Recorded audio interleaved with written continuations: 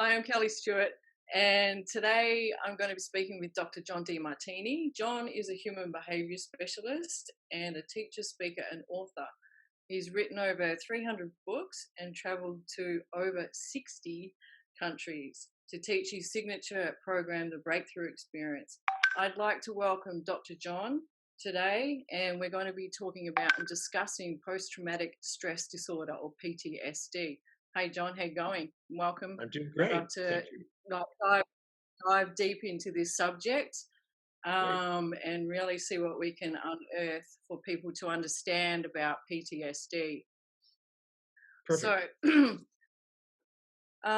post-traumatic stress disorder is said to occur in people who have experienced or witnessed some kind of traumatic event, such as like war or combat, violent assault, serious accident, and like natural disasters and losses of loved ones and even losses of money. According to statistics, like 300,000 or 20% of military veterans experience PTSD. And 1 in 5 people on the planet have experienced some form of sexual trauma or rape. And 1 in 3 people experience some form of violence within their lifetime. Can you share your understanding of what post-traumatic stress disorder actually is, or PTSD is, and how it actually occurs within the human physiology and Yes, mind? I'd love to. We have a couple months. I would uh, love to. We could do this program over a series if you want. We could break this, it down this, into parts. this is a new television series. Um, first of all, We're actually doing yeah. First of all, there is what your description of that is right on the money. Um, that. Almost anything that can shock the system has been correlated with post-traumatic stress. All those things you described, it could be seeing somebody on it. I mean, I've seen people who have post-traumatic stress from actually seeing a television response and being, shocked by what they've seen on television. But real life experiences or imagined experience or viewed experiences can all initiate this for some people. And I'd like to develop that if I can. When Sure. an animal Love you too. when an animal's in the wild, uh, an animal has a survival mechanism, and the survival mechanism, it's in an environment where it has prey and predator, food and the thing that eats it.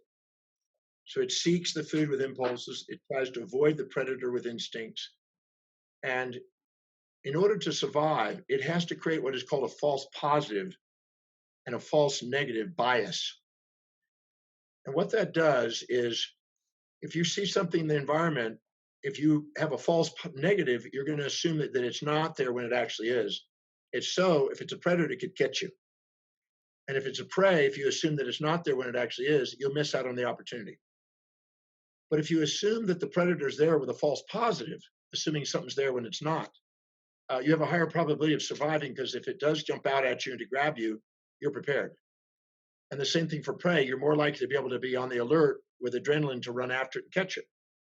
So whenever we're in a survival mode in a highly stressed situation, because of some perception that we've defined as traumatic, we immediately go from our executive reasoning center into our amygdala and desire center, a desire to either run to protect something or run away from something to be protected.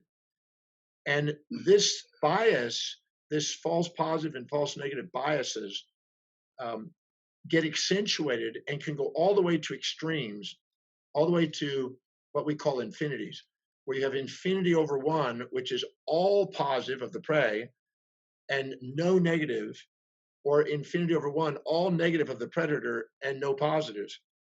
And these skewed exaggerations, which our amygdala has the capacity to initiate, can take an experience and with our own response and perceptions can initiate it all the way to such extreme examples that our body gets shocked by it. And then we end up having an accentuation of a post-traumatic stress. We can also have a post-elatic stress, where we actually see something in an ecstatic state that becomes so elating that we can't live without it. So we can have something we have an anxiety from, which is an instinct. We can have an impulse. We get an addiction. People that take heroin and take cocaine and things can get such an elation high that they fear being without, just like they fear being with. Both can create a post-traumatic stress because there's two types of stress: the perception of loss of that which you seek, which is a post-elatic stress, and the post-traumatic stress, which is the fear of gaining or reestablishing or re-experiencing something that you're trying to avoid. So this subjective bias, this amygdala response, can be so extreme that we can literally have it completely unrun our life. Anytime we have something that's extremely pleasurable or extremely painful in our experience perceived, it occupies space and time in our mind and runs us, and we won't escape it until we bring it back into balance, or at least back into a more closer to balance. And so what happens is the post-traumatic stress, if we have this shocking experience that we've exaggerated into all negative, no positive, it will haunt us and reverberate in our brain as brain noise and be stored in episodic memories that we won't escape. It'll just keep running around and like ruminating in our brain, looking for its opposite. And our intuition can't actually bring that opposite because it's too extreme for the intuition to know what to bring in to balance it. And so it's hard to get ourselves back into balance naturally. And without some sort of either a chemical approach or some behavioral approach, we sometimes have difficulty, and these things just reverberate. So anything that reminds us of that trauma can re-exaggerate that, and anything of the opposite nature could actually re-stimulate it, the fantasy of the opposite. But in that post-traumatic stress, or in that traumatic stress moment, our brain, as a response, will go into probably a freeze response and dissociate and create an opposite thing as a survival mechanism in order to balance it, at least at the moment. Or otherwise, we can basically get into such a response that we feel hopeless. And so this is a survival mechanism. And almost anything that's extreme in our perception can initiate this. A loss of a loved one. I've seen people get it from a loss of a loved one. I've seen it from, like you say, I had a client that came in that had his best friend in Iraq blown up on top of a mine right in front of him. And he literally took most of the body parts all over his body, and he couldn't get it out of his mind. It was so embedded in his mind. And so these subjectively stored, highly polarized perceptions will occupy our mind indefinitely until we've associated and brought in more malleability to our mind to bring it back into balance. Wow, that's a pretty in-depth explanation of what's actually occurring, like for a human during that process.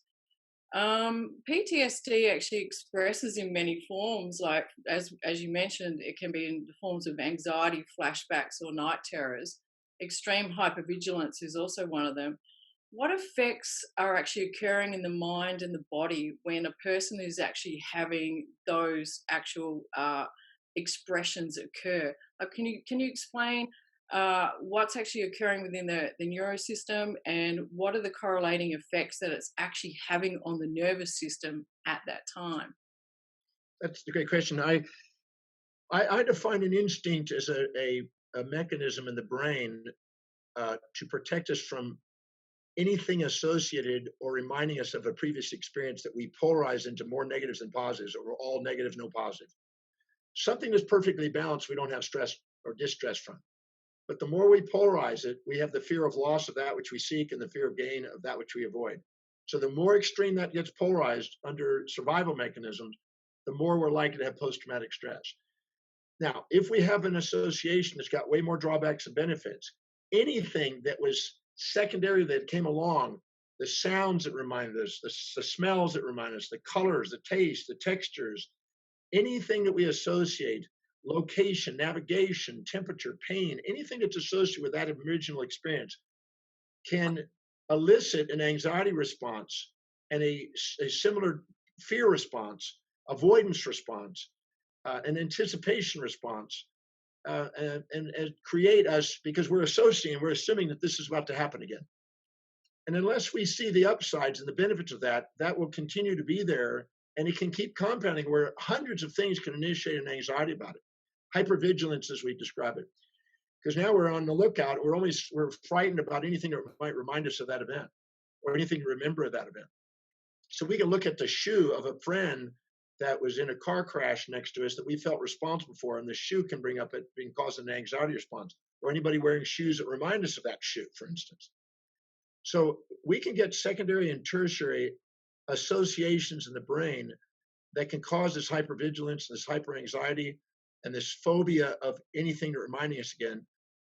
And what that is in the neurochemistry is whenever we get something that's shockingly painful or traumatic in our minds that we have an instinct away from, we get epinephrine, norepinephrine, testosterone, cortisol, osteocalcin, substance P. You get all these chemistries that are avoidance and pain responses associated, and they go up in chemistry, and they're opposite, which is serotonin, oxytocin, vasopressin, the enkephalons, dopamine, and estrogen. They all go down, and it skews the chemistry of our brain.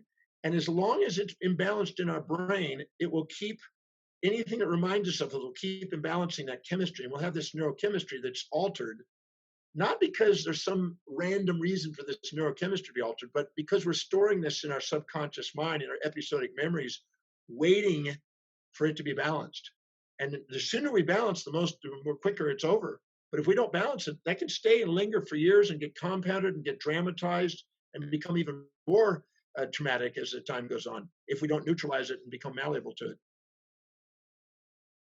So that brings me to the next question. Can a person be more traumatized by their imagination? And are they actually experiencing, or are they remembering? You just touched on episodic memories. And so I think that that is actually, it's a part of a remembrance program. And the other day, I was having a conversation with some military veterans, and they were expressing and explaining the certain things that they uh, have to be careful of when they're around people that are experiencing PTSD, like turning on the lights like really slowly, because if they turn them on really quick, it triggers a response. So just simple things like that can actually trigger a response in a person. Now, is that their imagination that is actually then heightening the expression of PTSD? Well, if let's say something, I'm just going to use a war veteran. Let's say that they had something they were not expecting. They get bombed all of a sudden, and they just totally didn't expect it. And they had an immediate instinct to have a contralateral reflex to avoid wherever the source of this was, the sound, for instance, or the text, the reverberating of the earth. Anything that caused such a heightened, quick response could do it. You could have a sudden change in sound, a sudden change in sight, a sudden change in feel. Somebody could touch you unexpectedly and set that thing off because it's associated with something fast. But you might also have a sound that could set it off. But any of the senses, if the real issue is something that's shockingly fast, anything that's done fast could initiate. If the initial issue is something that was a sound, then a sound would probably initiate it, but not necessarily fast. So it's the brain's associations that, and then what happens, those associations can get compounded and dramatized. I'll give you an example.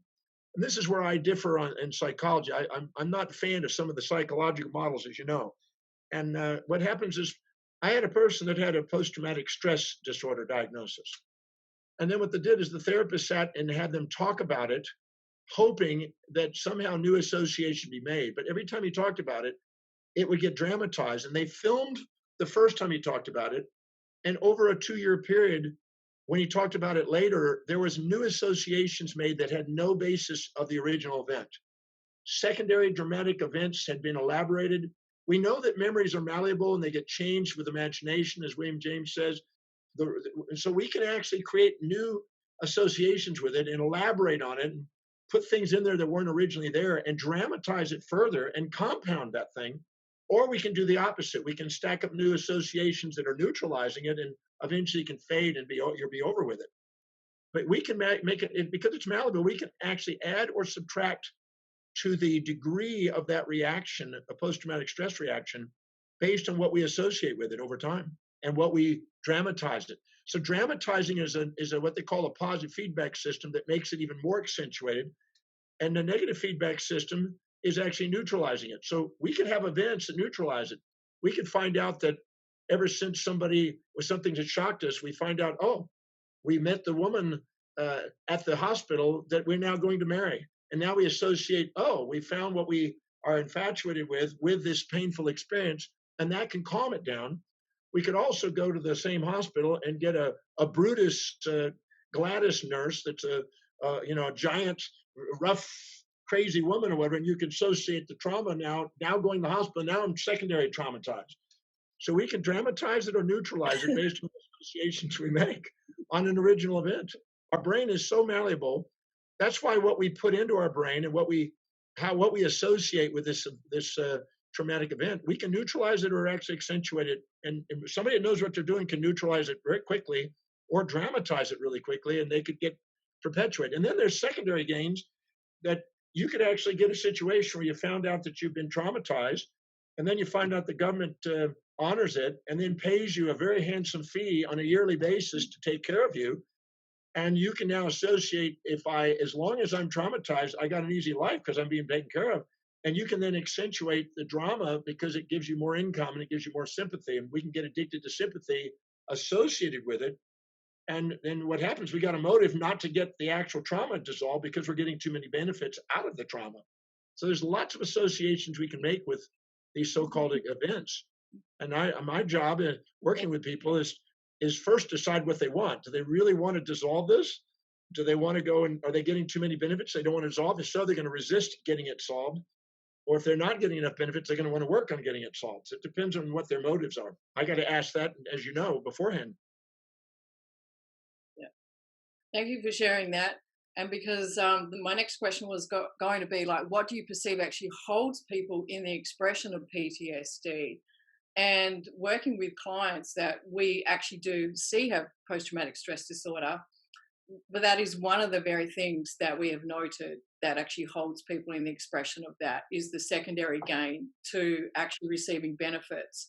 But we also notice that there's something else too, like that's one.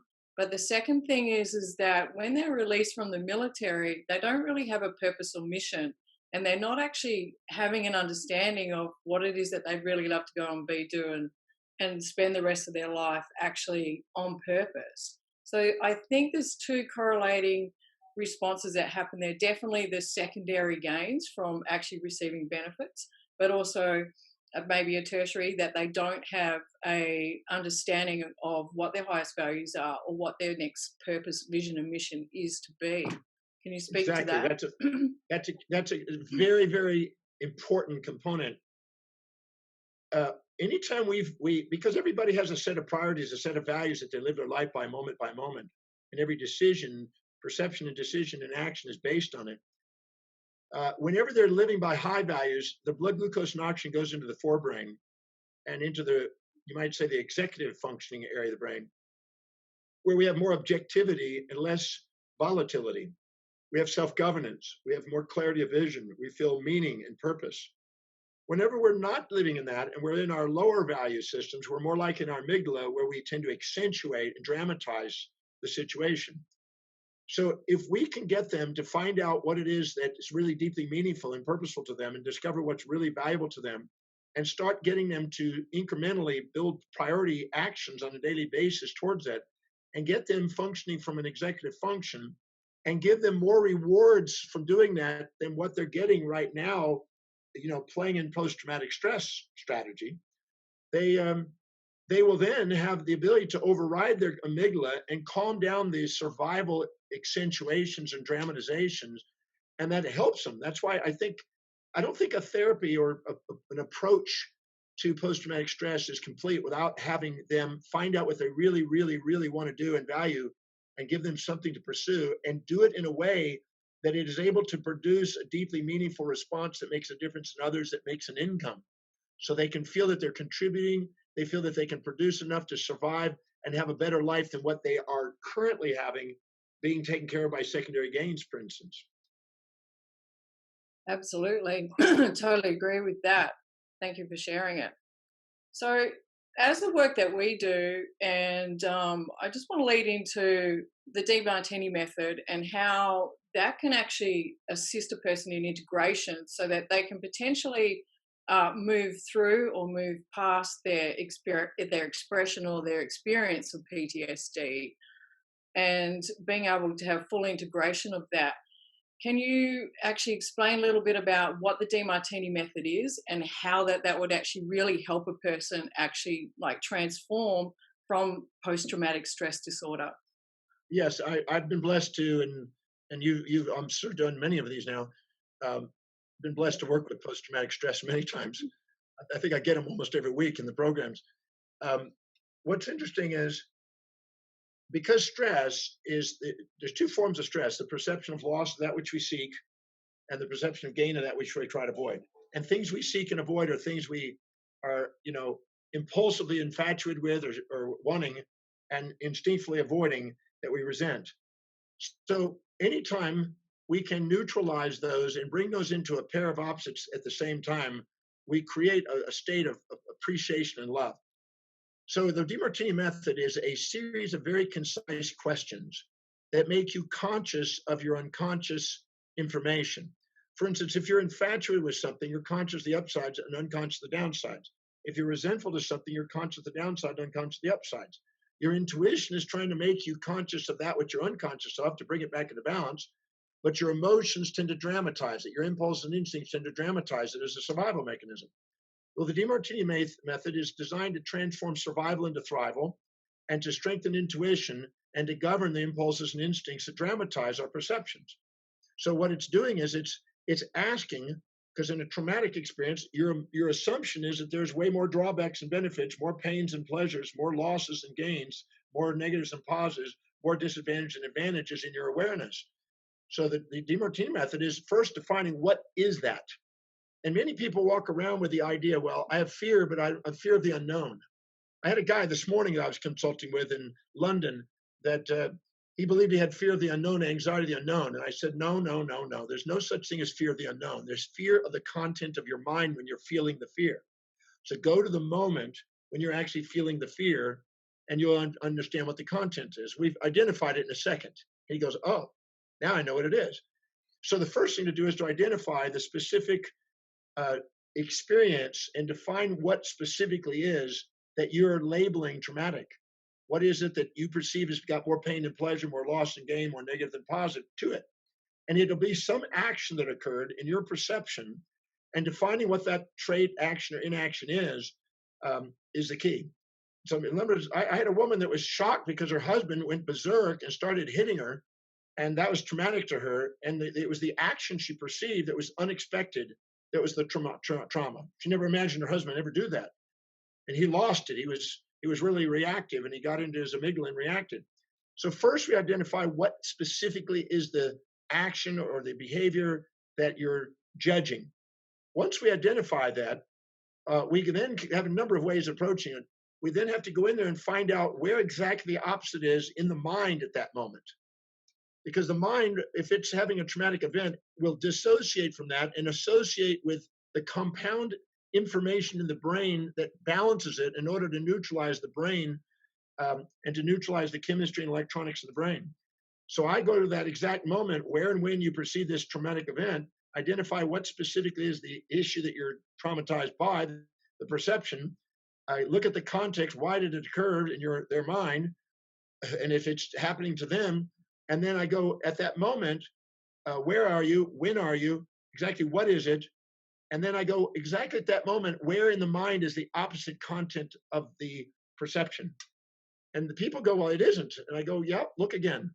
And when I get them really present, they'll realize that their mind is creating an opposite, composite opposite that is creating something in order to neutralize that state.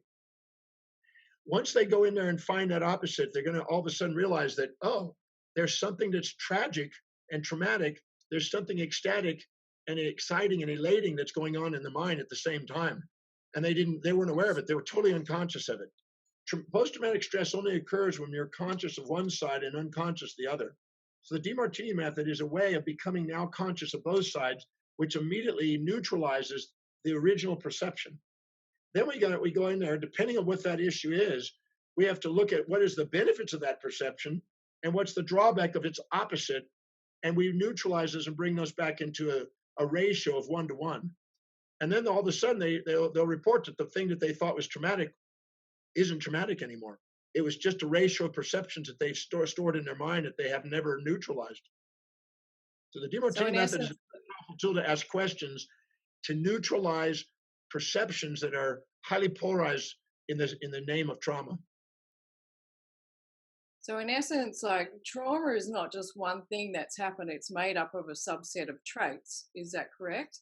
A And so there subset could of be multiple perception, different, a yes, a subset of subset of perceptions. perceptions, a And subset of perceptions that compositely we now label this event. so the overall label is like the parent label or the governing or the mother label of all these other particular perceptions that have occurred in a person's mind. And Exactly. speaking to your your mind maintains full consciousness. I know we talk about memory and anti-memory, so that's what you're saying. Like there's a memory that's occurred, and then we have to find the opposing opposite anti-memory and bring them to a state of equilibrium. And so when we actually do that by asking these particular questions, the person then has a direct correlatory effect over their physiology, and their nervous system then calms down. Is that correct? Yes. What's interesting is this is again back to the typical psychology. Many people in psychology say, well, what did you experience and how did it feel and everything else, which prolongs and dramatizes the issue. But actually, if you go in there and get them right at that moment when it occurs, their mind will create a composite opposite. And I'm going to use an example of that young girl way back when that had the pig stabbing next to her. I'll use that example. Yeah. So here's a girl that comes to me at the end of a program called the Breakthrough Experience that I was teaching in Sydney many years ago. One of my students brought this lady in for a session, and she had been going to therapy for 35 years. I imagine going to therapy for 35 years over one issue. I would say that somehow that approach is not getting its job done. But whatever, she comes in, and then the second she comes in, she wants to start running her story. I said, stop. For therapy, that's running story. What I'm doing here is asking you to go to the exact moment that you perceive as traumatic. And she said, well, I don't want to go there because it brings up a lot of pain. I said, just go to the moment. Because in that moment is the magic. Because in the moment of perception is where the conscious and unconscious splits. And that's where we start to skew and bias our perceptions. So I go to that moment. Okay, you're there. And in that moment, what exactly are you perceiving? Oh, I'm seeing my father. He's tying me down on the ground on tent stakes and next to a tarpaulin, which has my pig, a pig next to it. And it was a pit pig, apparently, that had grown up and had now destroyed the house and destroyed the yard and everything else. The father lost it and just wanted to kill this pig. And she had to be tied down so she wouldn't get in the way of killing it. The father had a different perception, I'm assuming, but the daughter, this is what she perceived as a 4-year-old. So at the moment when she perceived it, that she was actually constrained, it was getting towards dusk and going towards dark, and the pig was all of a sudden stabbed. When I actually got her present in the moment and looked at what she did with her dissociation and create in the anti-memory, what she did was create light to counterbalance the darkness. And she imagined a dove flying free, because in her experiences and her association with her background in religion, Christianity, and with the idea of a bird is free and it's not constrained, she associated a bird which is representing freedom and peace, because this is death and killing and conflict. And that was in her brain associated with it from her religious background. And then when he stabbed the pig, and that represented death in her and finality, she all of a sudden saw another dove. And every time there was a stabbing, there was another dove, but she saw it with like angel wings. So she perceived it as something that was free and angelic and peaceful and immortal in her mind, balancing out death. And so she in her mind was creating from the association stored in her subconscious mind of all the opposite pleasures that were balancing out what she was perceiving in that moment, created a composite opposite image, an anti-memory, we could call it, like an anti-particle in physics.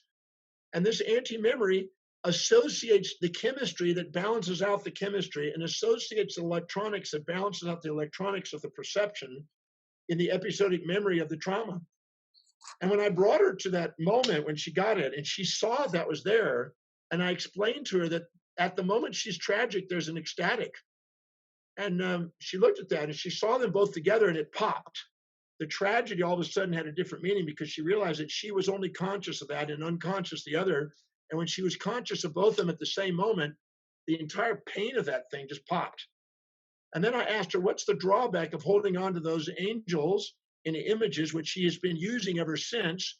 Her background was part of a psychotic split. She ended up being an intuitive psychic reader, talking to angels, helping people through traumas in their life. That was the career path she took.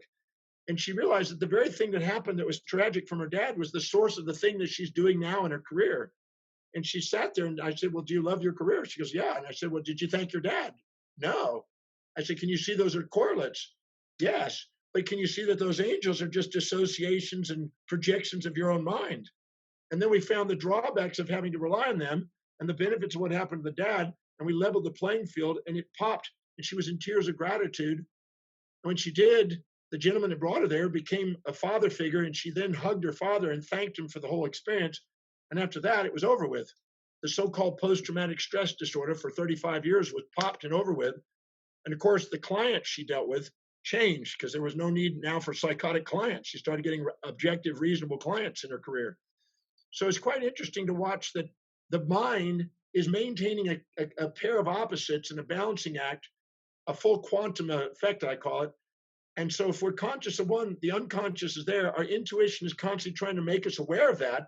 If we listen to intuition, we get access to it, we calm ourselves down and we don't have post-traumatic stress.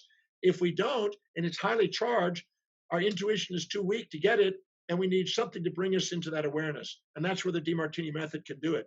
The Demartini method will hold people accountable, which means bringing balance to their mind, and help them see the other side and the benefits to the thing they think is traumatic and the drawbacks to the fantasies that's dissociated from it. And when you get that, it pops. And you can change something in a matter of minutes to hours instead of months to years. I can speak to that. I've had the direct experience of that many times, actually associating with perceived trauma or pain. So, I mean, like coming back to like traditional psychology, and belief systems, we're actually conditioned in some form to perceive that we should avoid pain, and that these particular things that occur to us or for us are actually wrong. So, I, how do you feel about actually speaking to that? Because I see that that's what actually holds a lot of people still in the perception of victim mentality, in Yes. being stuck in those belief systems that the avoidance of pain doesn't actually serve in some form and it shouldn't have happened to you or for you. Well, you're right on the money there. Uh, the lowest level of moral development is avoid punishment, seek reward, avoid pain, seek pleasure. Uh, avoid anything that's an instinct and an impulse. That's our lowest animal nature. And our highest human nature is to have objectivity and to be able to see things with meaning and to see the balance of things and not react. To have governance over that. That's what the executive center is for, to govern it. And to calm down those impulses and instincts, which are distractions to the mind, and occupy your mind and regurgitate into that anti-vigilant response.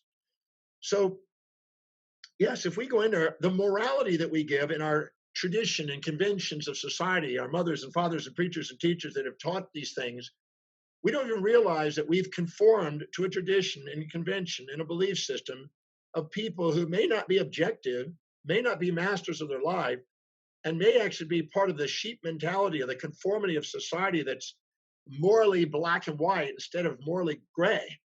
And the people that are more gray are more adaptable and resilient and can handle in post-traumatic growth syndrome.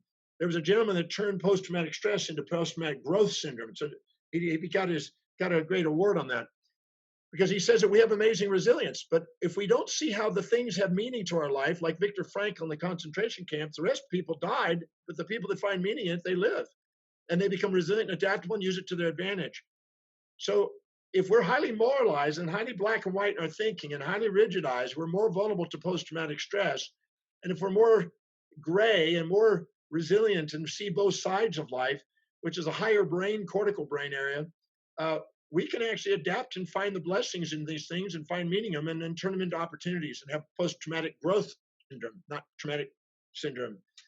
And I am a firm believer that's what the Demartini method is doing. It's basically helping you transcend the rigidity of your moralities of making it evil in the first place or making it bad in the first place. There are no, at the highest level of abstraction, there's neither good nor evil. At the lowest level of existential thinking, there's black and white, good and evil. But it's a very impractical way of living your life, because the more you make something white and good, the more you fear its loss. And the more you make something black and evil, the more you fear its gain. And the more you're stuck in that. I had a good example of I was mediating some conflict between an Israeli leader and a Palestinian leader in South Africa last year. And I just happened to be interviewed by her just 2 days ago. So, or no, yesterday morning, the same lady, yesterday morning. She's now promoting me in all through the Middle East and Israeli countries now. So what happened is she basically comes in and she's a leader, and she says, Dr. Demartini, do you believe in absolute evil? And I said, no. And she goes, well, I do. And I said, well, maybe that's why you're having difficulty resolving conflict for the last 14 years, because you're labeling whatever this individual across the table here is absolute evil, and you're labeling yourself absolute good, and you can't mediate anything with that. And she goes, well, I believe that there's absolute evil. I said, well, okay, write down on a piece of paper here on this form what you believe absolute evil is, and who is this person that's absolute evil. And she wrote a name down, and then she wrote down the trait that was absolute evil. And she said, it's intolerance. And I was thinking, God, can she not see her own intolerance at this moment? And then I said, all right, so go to a moment where and when you perceive yourself displaying or demonstrating the same specific trait, intolerance. And she says, well, I don't do that. I pride myself in never being that way. I would never do that. And I go, okay, yeah, but now let's look again. Because I've been in, I started listing off all my moments of intolerance. And then she said, oh, okay, well, in those settings, I've been intolerant. And I made her go and stack up 31 examples of where she was intolerant until she owned the trait as much as she saw in this person that she was labeling intolerant and absolute evil, that had traumatized her and the people she cared about. And then I asked her, now, in that moment, go to the moment when he did that and he was actually being intolerant. And in that moment, how did it benefit you from that moment and from that moment on? And she says, it didn't. And I said, well, as long as you see drawback without benefit, you're going to be fearing it. You're going to go into your amygdala and you're going to dramatize it, make it all absolute evil. And this is a classical amygdala response. But if you actually go in there and find the benefits, it'll liberate it. So let's go find the benefits. Well, that was like pulling teeth out of a rhino or something at first. But I kept being perseverant, because I'm like a pit bull. And I made her look and look and look. And she finally started uncovering them. And then it got easier as she went along. And we ended up with 39 benefits until she got tears in her eyes. And then she actually realized, with tears, really centered, and then looking over at the gentleman, she goes, okay. I said, you still believe that's absolute evil? She says, no. I said, can you see that your career came out of it? Without him, you don't have a career. You haven't written a book. You wouldn't have written the book. You wouldn't be known. You wouldn't be on a cause. You wouldn't be doing anything in life without a guy like that. And she goes, you're right. My whole career and what I've dedicated my life to as a result of people like that, I didn't even see the connection. And I said, well, it's obvious. And if you're really going to be a leader, you're going to want to mediate that. If you're not, you're just following a bunch of angry people and doing it for your own advantages. And she got humbled by that. And she was really aware. And because she was in black and white, all or none, the amygdala's false positive, false and negative extremes, she actually believed there was absolute good and evil. And people that are stuck in that lowest level of functioning and survival mechanism are the ones that are more vulnerable to post-traumatic stress. But the people that live by priority and live over their executive center and more objective and more balanced, they're more resilient. They're able to see a bigger picture, look down on it as if it's just neither good nor evil. And they're able to then see the blessings intuitively and able to get past the traumatic. The Demartini method is there to design to take the absolutes and put them into relativities, and to take things that are, these black and white ideas, which are rigid, into something that's more flexible and more adaptable. And that's why I love doing it, because I watch people that are in black and white, and I just hold them accountable. And when balancing it out, they all of a sudden the labels are gone, and then they don't even label it as an event, a traumatic event. They label it as the experience that helped catalyze me to do what I'm doing and meet the people I'm meeting and give me the new opportunities. And they just see it as a catalyst. And that when you live by your highest values and you awaken the higher cortex, people see traumas and failures and things of this nature as feedback. When you're living in your amygdala, you see it as failure and trauma. So getting people back in their executive center is one of the key elements which the Demartini method is designed to do, to get them to see both sides of life. Absolutely. And I can be attest to that. One of the things that we've noticed is, let's talk about like survivor's guilt, like the military, is that there seems to be um, guilt around actually them being combat veterans, that that's part of their job to actually, kill people. And so there's guilt towards that, but then there's the survivor's guilt that actually does occur from those actual, military that see their people, or the people that they're actually governing actually be killed, and they feel guilty for being alive themselves, that they couldn't actually save them. And we notice that this is also a component that's showing up in PTSD as well. So, can you give a little bit more context around that in relation to how the Demartini method will be able to assist people through that as well? Yeah, I see that literally every week. Most people, when they have a death in the family, uh, if they had been a slow, gradual death with cancer or something of this nature, or chronic disease or whatever, people are a lot more adaptable because they've been prepared for it. But there's a sudden death, and the individual didn't get to say thank you, I love you to the person, or they felt like what they did was argued with them right before it happened, or they weren't there for them at the closing, or they weren't there for them in some other way, and they feel guilt, because guilt is an assumption that with their actions they've done something. There's more drawbacks and benefits, more losses and gains. And a post-traumatic stress can be concomitantly associated with guilt if somebody felt the illusion that they're supposed to have rescued them, or supposed to have prevented that, or that what they did somehow led to it, or and what they didn't do could have prevented it, this kind of stuff. If they do, then guilt, well, all we have to do is identify what specifically did they think that they should have done, could have done, that they should have done, that would have made a difference. And identify that, and then ask, if they had done that, what would have been the drawback? Because they're under an illusion that it would have been better. And then what Mm. was the benefit of what happened? What would be the drawback if it had been the way they hoped it had been? And that's usually neutralizable pretty quick. I do what I call side C of the Demartini method, which is a series of columns, 4 columns of what specific do you feel you lost when this person died. Find out who now is providing that in your life. What's the drawback of the original individual having it? What's the benefit of the new people having it? And what's the benefit of you playing whatever role you did in this departure and this transformation? And if you follow these questions and hold people accountable to them, no more than 2 to 3 hours, that can be dissolved. I've never seen it take more than 2 to 3 hours. Excellent. So the last thing I want to actually touch base on is, like, suicide is one of the extreme byproducts of PTSD. Like 22 people per day who live with PTSD take their own lives. That's 22 military veterans take their own lives each day that are experiencing what their perception of the expression of PTSD is. They feel like they can't cope anymore, and there's no other option but to actually commit suicide. How can a person actually change their thoughts before they actually reach that extremity? What can you actually offer in some form of advice to that? Yeah, I always say that depression is a comparison of your current reality to a fantasy that you're addicted to.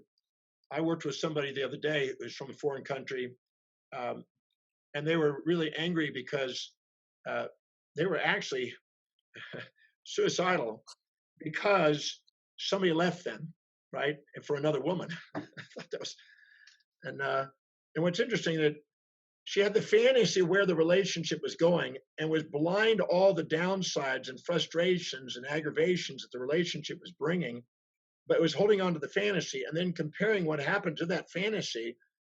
And that fantasy was so dopamine and serotonin driving that the loss of that fantasy, I'd rather die than live without that fantasy in my life. And so suicide was her contemplation. So I had to crack the fantasy. It didn't take that long, about 45 minutes to crack some fantasies. What was some of the drawbacks when the guy was there? And then she started chuckling about 45 minutes in, and she goes, "My God, I can't believe I was so blind. I was holding on. I wasn't actually in love with the guy. I was in love or infatuated with a fantasy, and was trying to make him into this fantasy. And that's why I'm having the grief and the loss and the suicidal tendencies, because the real guy wasn't even that. I mean, now I look at it, the guy's not even that great. I must have been insane to think that guy would have been the guy I want to be with." I said, "Yeah, your infatuation is a guarantee to know that that's not the guy." I was told that when I was about 24, not to do that. So her fantasy was the source of her depression and wanting to leave this world. Anytime we're living in an elation in a fantasy, we get a life wish. we have the fear of death. Anytime we go into a depression and we think of a death wish, we have fear of life. And suicide's a compensation. But the fear of that is because of either we're feeling guilty, or we're feeling resentful, or we're feeling like we let people down, or we're feeling where life's not matching the fantasy we're holding on to. So I have to ask the question, so if you're suicidal and you're that depressed, what specifically are you comparing your life to? Well, it should be this. It should have been this. I should have done this. They should have done this. It was supposed to be this way. And what's the drawback of that? They can't find drawbacks to it. And as long as they can't find a drawback to the fantasy of how their life's supposed to be in their minds, they're not going to find the benefits of what's going on. And they're going to end up being wanting to leave this one. Because if you get to an all negative and no positive, you're going to want to leave your life. And so my job is to bring those back into balance and ask questions and make them aware of the upsides of their current reality and the downsides of the fantasies they're comparing them to. Because reality is reality, and comparing it to something about how it should have been is delusion. Because what's here is what's here. That fantasy is all in your mind and it's not real. And as long as you have that, you're not going to appreciate your life.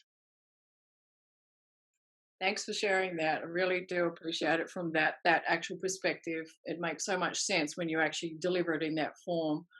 Um, we had a person the other day, and you touched on it a little earlier on, that we can also have post-elation uh, disorder as well too, which creates the addictive response. Do you see that PTSD and post-elation disorder actually go hand in hand, that they swing between one another, and that's Exactly. when the addictive tendencies start to actually show up?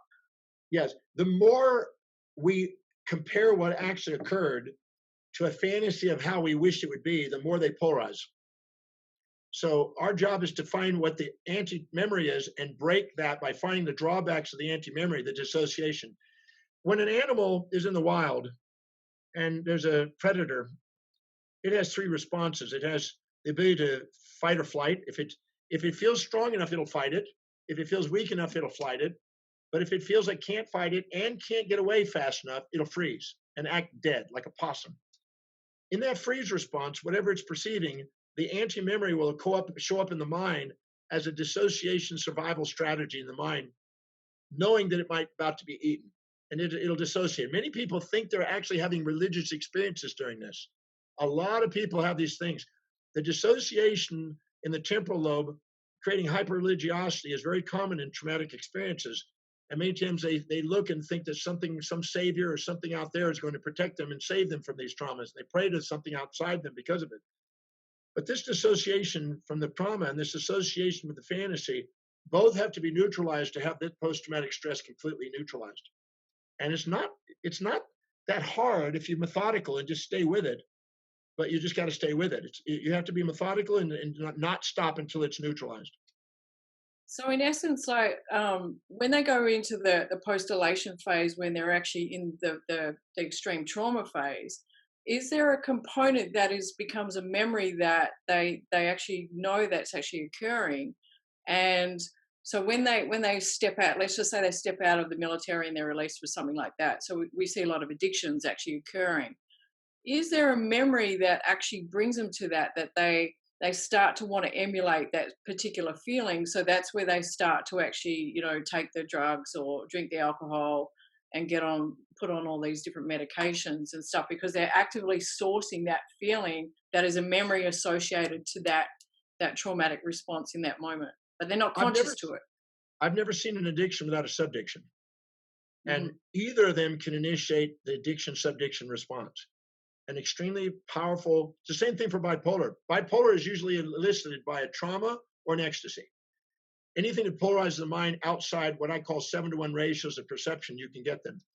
So if a person's in a post-elation or a post-traumatic, either one, if they go into extremely high elations, uh, you know that, I'm not going to say names, but there's a lady in Australia that comes to our programs, comes to Breakthrough, that started with Faith Martin and comes to our program, that was very traumatized. I have her I know. letter. I have a letter. You know what I'm talking about. I have her letter, and she's read it out. It's a public letter now. And she was about as traumatic as a person could go through.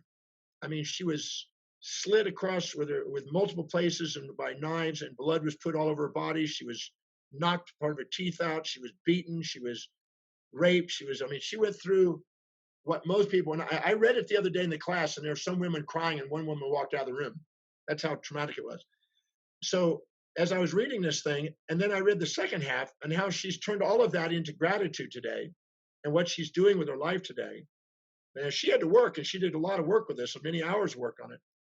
But what we did is we took those pairs of opposites, and she found out that when this guy was tragically slicing and beating and everything else, she had just taken heroin, and she was living in an ecstatic fantasy in heroin.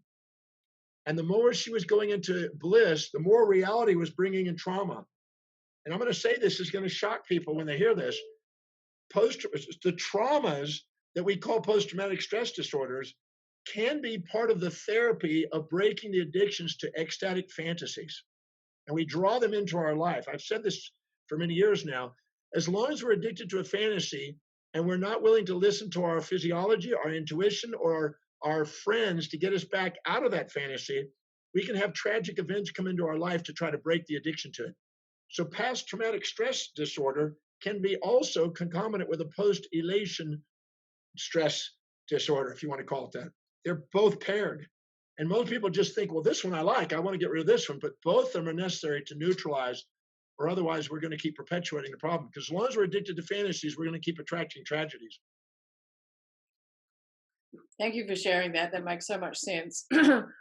One last thing that I want to talk on is that because the work that we're doing is actually particularly involves military and their perception of going to war, right? And I know that we talk about that we're never not going to be without peace or war anywhere on the planet, because just as within us we have unconscious, conscious components that anti-memories and memories that we can bring to a state of balance. It's the same like on a global aspect, on a universal aspect too. And so there is also a perception that, war is bad and that we should actually obliterate all war on the planet. So can you speak to that just a little bit regarding like the necessity of us having war and the military service available to humans? That's a great question. As long as we're addicted to peace, pleasure, happiness, and one-sidedness, we have a fantasy. I walk up to people every weekend in the Breakthrough Experience seminar, and I pick usually a girl in the front, and I pick her as a guinea pig. And I say, if I walked up to you and I said to you, you're always positive, never negative, always kind, never cruel, always generous, never stingy, always giving, never taking, always, nice, never mean, always peaceful, never warful, would you believe me? And her bullshit meter would go off immediately, and she'd go, not really.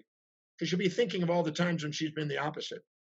And I said, if I said to you, you're always mean, never nice, always cruel, never kind, always negative, never positive, always wrathful, never peaceful, always inconsiderate, never considerate, always stingy, never generous, always taking, never giving, would you believe me? And she goes, no. And her intuition will pop up the times when she's been nice and kind and generous. And I said, if I came up to you and I said, sometimes you're kind, sometimes you're cruel, sometimes you're nice, sometimes you're mean, sometimes you're positive, sometimes negative, sometimes you're peaceful, sometimes wrathful, would you believe me? And she goes, yep. And she would have certainty about that. You only have certainty when you're objective and you can embrace both sides. And you always have uncertainty and intuition whispering to you when you try to pull off the illusion of one-sidedness. Now, we can see that on an individual level in a matter of seconds. I can prove that in seconds. But the second we do that and put it in a family dynamic, you'll see in a family dynamic, I've asked thousands of people in seminars, thousands. How many of you have peace and war in your family? And every hand goes up. And then I go at work. How many of you have peace and war? Every hand goes up. At work, I mean. In fact, I was in Austria and I was speaking at a conference there about 10 years ago. And the Dalai Lama was there. So I got to speak where he was in my audience. And I asked the group, this is a peace conference now, and I'm like the black sheep there. And I asked you, how many of you have moments of inner peace? And all the people at a peace conference are going to go, yes, yes, yes, because that's what they're expecting. And I said, great. And how many of you have moments of inner turmoil and conflicts inside you? And everybody kind of looked around and waited for somebody to put their hands up, and slowly but surely a few of them did. And then people giggled because comedy comes out of tragedy, and tragedy is that their life's not actually matching the fantasy that they're trying to put on there at the conference on peace. And I said, well, I certainly do. I have times of calm and times of turmoil and times of peace and times of war, and sometimes I'm nice and sometimes I'm mean. And when I did that, they all laughed and they go, okay. And they agreed. And I said, now, when you find your mate and you find somebody that you want to have a marriage with or a spouse, or at least a partnership with, how many of you finally have total peace? And of course, they start giggling. They go, no. I said, well, how many have times with peace and times with war? And they go, yep, that's true. I said, and then when you go kind of make love and you have children, and would you agree you finally have nothing but peace? And they'll go, no. And they all giggle again because of tragedy again. I said, would you agree there's times of calm and times of turmoil, peace and war with the kid and the family? He goes, yes. And then when you get with your family members and your antiparticle family members, your brothers and sisters, how many agree that they have opposite values and they're quite different? They're like antiparticles, and you have peace and war in the family. And they go, yes. And then when you go to work, you have it, yes. Well, where in the world does world peace come about when no individual has but both? And I shocked everybody at a peace conference on the illusion they were searching for. And I didn't get asked back, of course. And but the reality was, I shocked them into the reality that life has both support and challenge. And I like to think of it this way: if you're an animal out in the wild, you have prey to eat and predator to eat you in a food chain. If you had prey without predator, you'd have an abundance of food, you get gluttonous and fat, and you'd lose your fitness. If you had predator without prey, you'd get starved and eventually get eaten, and you'd eventually emaciated. So one's gluttony, one's emaciation. But if you have a balance of the two, you eat just the right amount to keep you fit so you can keep on the run. Because if you overeat, the predator is going to attack you and target you because you got a lot of calories for the least amount of running and effort. But if you actually have a prey and predator, support and challenge, ease and difficulty, peace and war, if you want to call it that, at the same time in perfect balance, you maximize your fitness.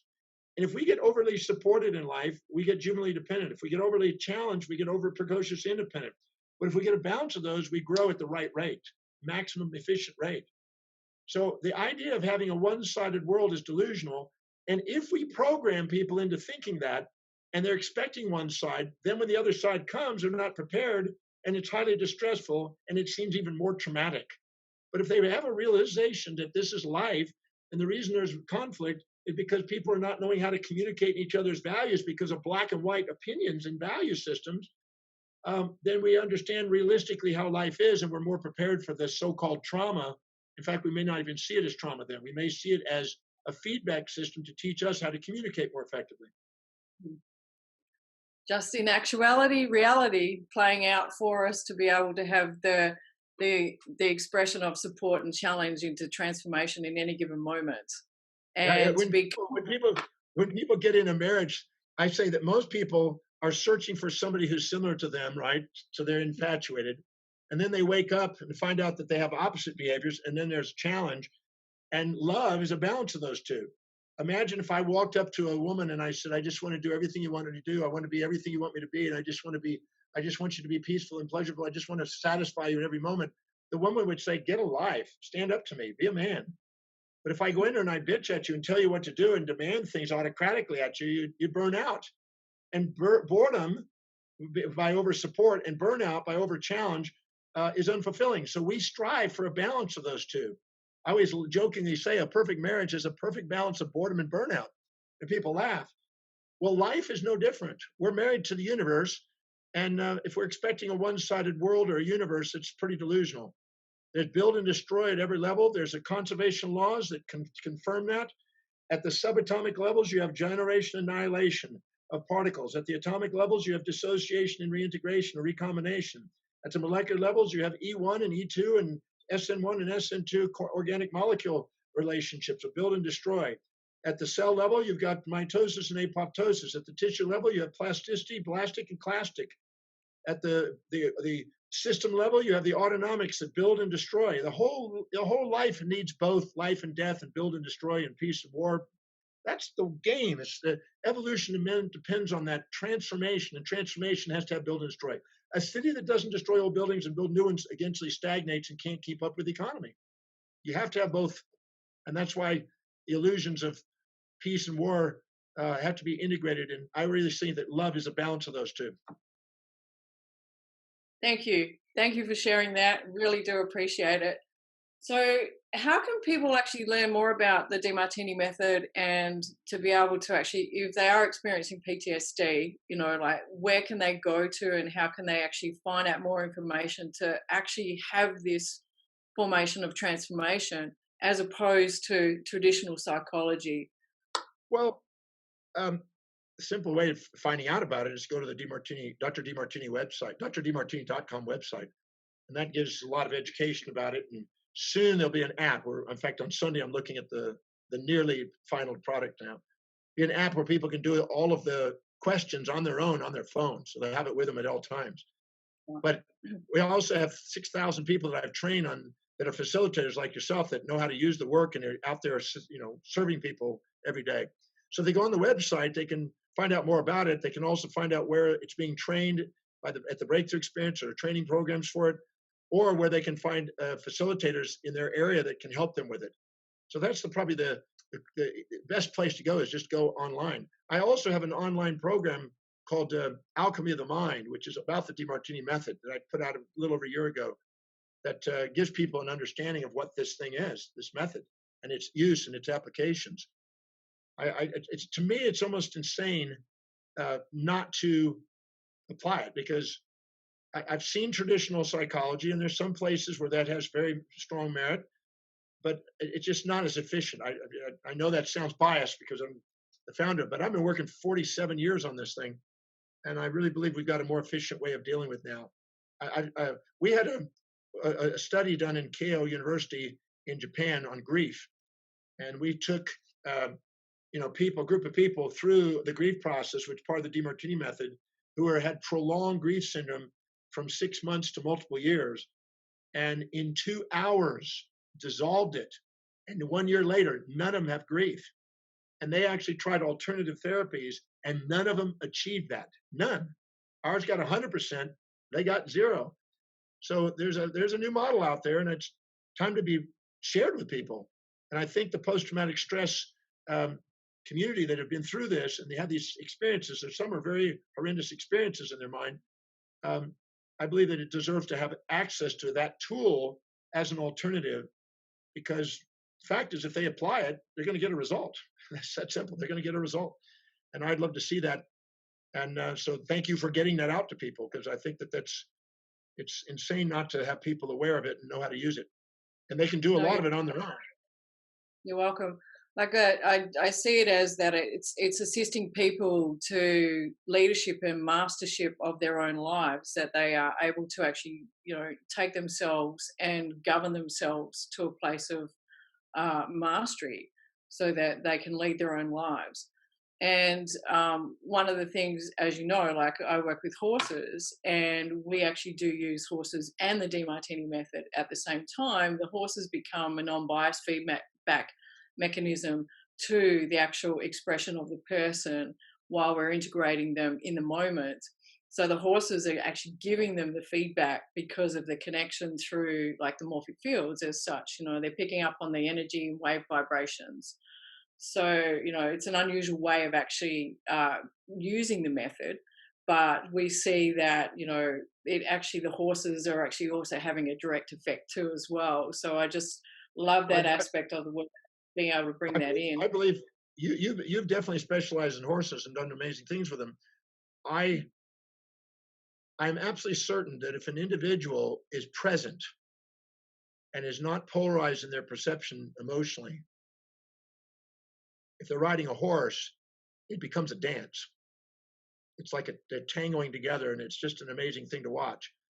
But if there's an emotion there, there's an incongruency, and it's it's a misreading and a skewing in perception of response, and the horse can pick it up. I think almost most animals can, but particularly horses got a lot of intelligence, so it picks up on that and gives feedback to the rider that they're not authentic and present. And I think that And our physiology does that. And I think we extend it and we put ourselves on a horse. It's an extended physiology of ourselves. even just in a round pen situation, not even riding them, like being in their direct presence, that does occur too. Like it's having an effect across the field, that they're picking up on the resonance of the imbalance of the frequency inside the human, and so they're giving us non-biased feedback in that moment. And when we use the method to be able to bring them to a state of presence and love and gratitude with full integration or full consciousness, then the horse actually does something magnificent. It changes too. And then trust is born and it looks to you as being a leader. And so, therefore, the leadership actually becomes the dance. Exactly. Because they respond and respect authenticity. And when you're authentic and you're present, they respond, and you're not even having, it's almost like your innermost dominant thought becomes their action. It's almost like they're reading what's going on in your mind. It's almost, you don't want to get esoteric too far about it, but it's almost like an esoteric response that's hard to put in words. I don't know if we really fully understand all the neurology and how it works, but with that, you can see it. Any writer that's a master writer knows this.